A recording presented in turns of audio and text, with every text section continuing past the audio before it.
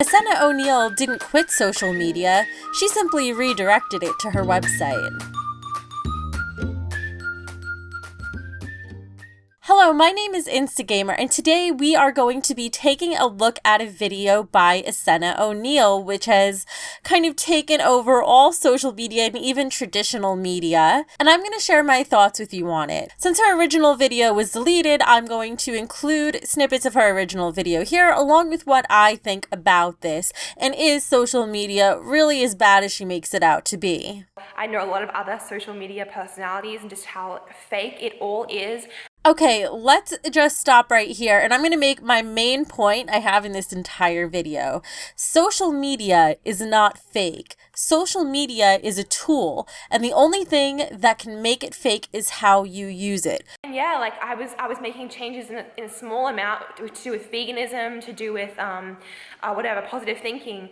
But at the same time, everything I was doing was edited and contrived and to get more value. Ideally, if everybody said something, it would be heard equally around the world. But of course, that's not the case. Sometimes you have to do things to differentiate yourself, which is what she was doing. She was appealing to people who are into beauty, into fitness, into inspiration. So she was painting a picture or literally taking a photograph of the perfect life. And in doing so, she was able to get people to listen to her. It felt disingenuous to her. But then again, every single major media publication does exactly the same thing, which is exactly why we have all these photoshopped images in magazines, etc. And you could argue that there is a need for change with that, and I would agree. I personally find Instagrams like this extremely depressing because they're not real. But the answer to that isn't to quit social media, it's to change how we use it. So everything I did was for views, for likes, for followers. I did shoots for like hours just to get photos for Instagram. I know that struggle for views and looking good. I never felt more of a pressure to look good than I did once I became part of YouTube. In fact, if I posted a video where I looked worse, I would actually see myself lose subscribers. And that depressed me. It absolutely did for a while, to realize that so much of my worth was just placed in my appearance. I realized that if somebody's going to unsubscribe because they don't like the way my hair looks every day, they're not the type of audience I'm trying to reach. You know, they say when you're working with an addict or somebody who needs to make change, that you can't force them to change. They need to want to make that change themselves. Well, the same is true when it comes to people online hearing your message. You can't force people to hear what you want to say. They have to want to hear it. If you look at what she's saying here and you really distill it down into a message we've all heard before, it's that she feels she's selling out to sell a message. Well, doing what you love with social media isn't selling out. For me, selling out was going to a job I hated every day to make money. Now I work harder than I ever have in my life with no breaks, lack of sleep, just for social media, but because I'm gaming on YouTube and it's what I love, I don't feel it. YouTube is about being you and yourself, and so is all of social media when it comes down to it, if that's what you want it to be. I would meet up with people and talk and connect, whatever, but just make photos for Instagram.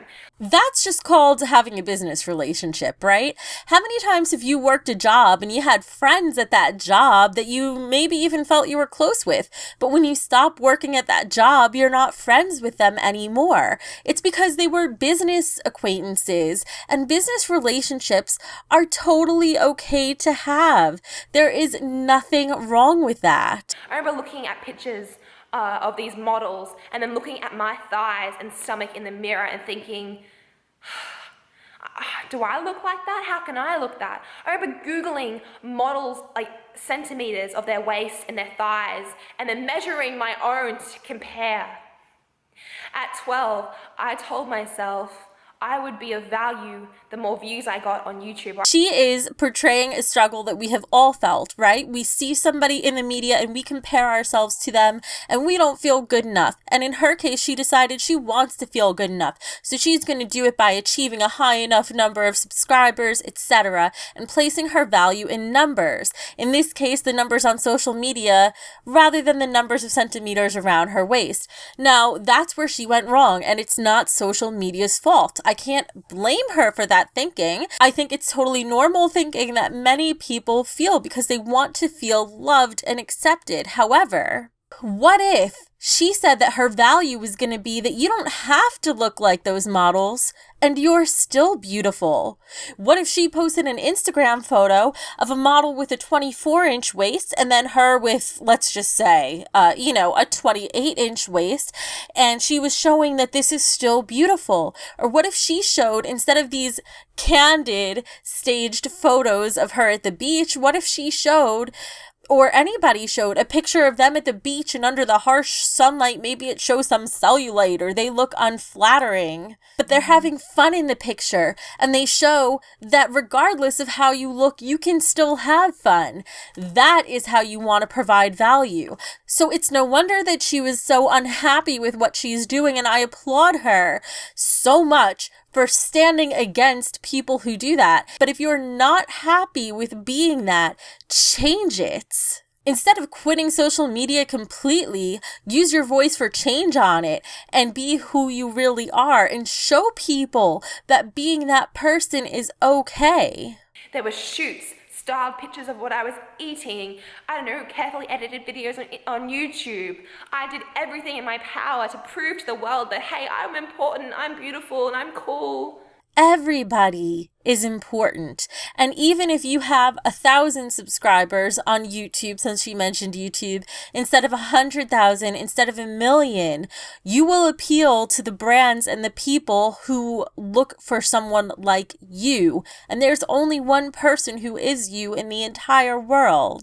You don't have to perpetuate the perfect image. Everyone loves seeing beautiful pictures of themselves and being the best they can be, but it's okay to be real too. And you can find that happy medium if it's important to you. Now, her original video was almost 20 minutes long, so I'm not going to go through the whole thing, but I want to touch on a point she mentioned in another video as well, which is that she would say for these beautiful beach photos of herself, she would actually not eat for most of the day to try to get the perfect looking stomach and then position herself perfectly and pose perfectly and get the perfect lighting. And I can totally relate to that struggle. There are so many times I vlog at events and I come home and I hate how I look when I have to edit the footage. And I'm stuck with it because that's me. And I could either throw it out and pretend to be someone who I'm not, or I can embrace it and realize that is me, love who I am. And if I don't change what I don't love to become a better person, what I feel is a better person, but don't feel unhappy with who you currently are because it's you. So aside from some things that are a little bit questionable about this, I personally think it's fairly obvious that she didn't quit social media. She redirected social media to her website, which she never took down, which is still on the internet, and she's using her media socially. So you always have to question these things, and I'm still going to say that she brought up attention to this topic that needed it, right? Because we all feel the pressures of social media and the bullying that can come through it when it's anonymous, and the pressures that are placed on ourselves to look beautiful and control our image. If you were a caveman and there were no mirrors and no way to see what you look like, did you care more about what you look like, or did you care about what you do and what you actually did? Did you care about what you were doing rather than the image of what you were doing? And we're losing that a bit of a society as we've gotten control over our images and being able to project exactly how we look to others. And there are lots of studies that show that this is depressing and not the most healthy thing, and it affects us psychologically. However, it all comes back to the same point, which is what compelled me to make this video, because I believe it is that important. It is that social media is just a platform for us to express ourselves. There is nothing inherently wrong with social media. The only thing that can be wrong with it is how we use it. Imagine if on Instagram for the beauty category, instead of having a bunch of women looking all dolled up with Photoshop pictures and perfect lighting, if it was all women with no makeup, just being their comfortable, happy selves and smiling and showing that that's what's beautiful. It's not Instagram itself that's evil, it's how we're using it, and we have the power to change that. When you post a Photoshop picture of yourself for the world to see, is that really goals, as people will say, or do you want to set the goalpost elsewhere? So perhaps what we should really start doing is focusing on what we want social media to be. The power is with you. My name is Instagamer, and today we just got a look inside the game. Please feel free to like this video to spread the message and mouth off in the comments below. I really want to know what you think, and I will be down there as part of the discussion, and no opinion is wrong. I am very, very curious to hear what everyone has to say because this is an important discussion. And I will see you down in the comments below.